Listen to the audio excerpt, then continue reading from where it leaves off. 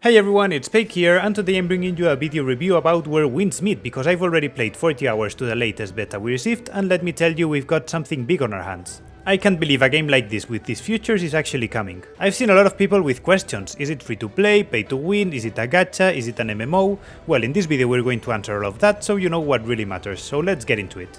First of all, the game already launched in China back in December 2024, and the global release is expected sometime in 2025, although we don't have the exact date yet. Still, we recently had what was the last beta, so it feels like the launch is just around the corner. In China, the game has been a massive success, reaching over 30 million players, which is huge for that region. The game is developed by Everstone Studio and published by NetEase, a major Chinese company already known for friendly free-to-play games like Naraka Bladepoint or Marble Rivals. As for platforms, it will be available on PC, PS5 and mobile, and yes, it's completely free-to-play. We'll talk about monetization in a moment. As you're already seen and I'll explain later, the game looks amazing visually, and also it's huge with tons of things to do, and the most surprising part, it's free-to-play. So of course, people will start wondering, is it going to be pay to win? But surprisingly the answer is no. Everything you can pay for is purely cosmetic. These cosmetics can include outfits, mounts, skill effects, weapon skins, etc. There's a gacha style wish system for these cosmetics, but you can also buy items directly from the shop, and many of these cosmetics can be unlocked just by playing. And I have to say that the artistic design of this game is absolutely stunning, which makes you really want to collect those cosmetics.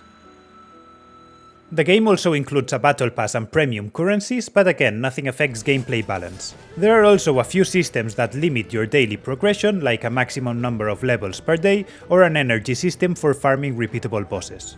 But number one, it seems like you can't pay to increase that energy, the game really sticks to cosmetics only monetization, and two, the daily playtime is still very generous. These systems are mainly there to prevent the casual players from falling too far behind the hardcore ones.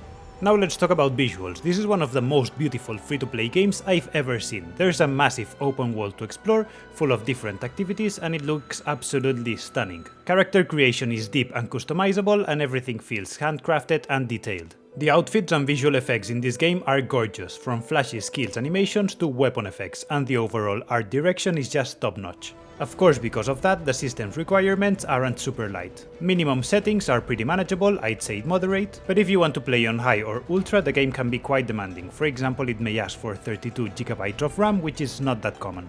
Now about exploration. Even though combat is important in Where Winds Meet, the game puts a huge focus on exploration. You might get a quest to find your grandfather in a village across the river, and on your way there you could easily spend hours getting lost in the world. From side quests to minigames to unlock treasure chests, to clearing small or huge bandit camps, finding hidden loot, playing instruments, curing diseases, solving puzzles, tracking wildlife for rewards. There's just so much to do. Honestly, the amount of content is unbelievable, especially for a free-to-play game. Now I'll admit, this kind of game isn't usually my favorite. All that exploration and side stuff can feel overwhelming to me, and trust me, there's a lot. But even if you're like me, you can just focus on the main story and come back later for the rest. Still, at some point you will want to explore because the game rewards you immensely for it.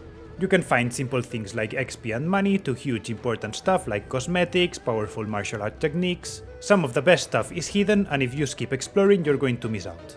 Let's talk about the combat. It's not revolutionary, but it has a lot of systems that work together to make it really feel solid.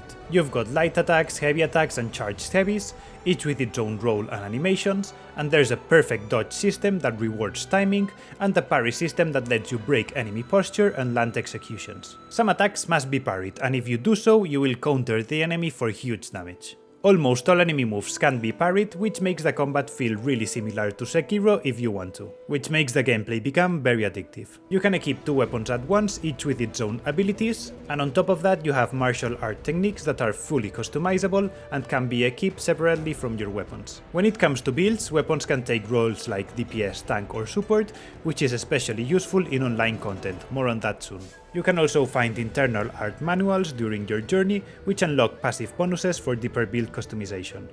There's also gear with set effects. If you like theory crafting, you'll have plenty to dig into. As for difficulty, it's adjustable. You can pick story mode for a chill experience, or go with higher difficulties that will give you a real challenge.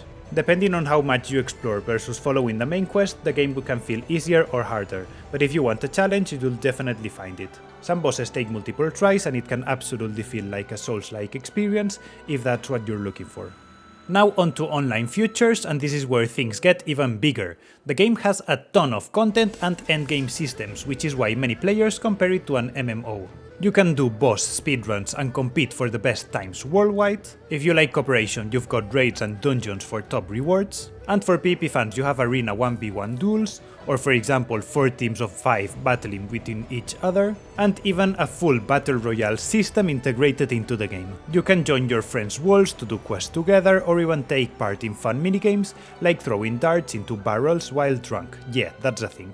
You can also help each other recover from internal injuries or long-lasting effects, and a lot more. I usually don't mention music in my reviews, however the OST of Where Winds Meet is absolutely gorgeous. As you can see, the amount of content in this game is insane, and honestly that can also be its biggest flaw.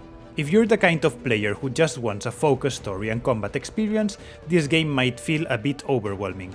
And another weak point is how the game explains its systems. It might explain things well, but there's just so much going on that it can be hard to grasp it all. But that's where I come in. If you want to master this game and really enjoy the experience, check out the guides I'll be posting here on the channel, because it will help you understand the many systems of this game a lot better. So I invite you to subscribe, and if this video helped you out, drop a like, share it with your friends, and I'll see you in Where Winds Meet when it launches. Big hug, take care, and see you in the next one.